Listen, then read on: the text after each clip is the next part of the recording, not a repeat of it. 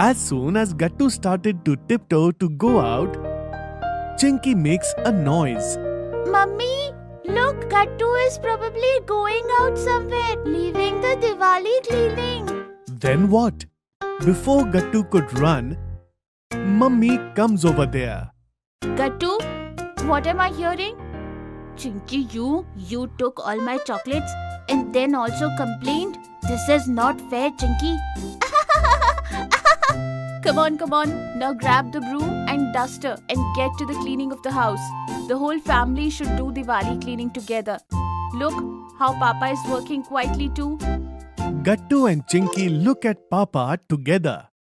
Gattu, there is no option now. Let's quickly clean up the house for Diwali. Then we have to clean the society's playroom in the evening. Oh yes, good that you reminded me, Chinky. Bunty, Hari and Goody will arrive at 4 in the evening. We need to finish all the work before then.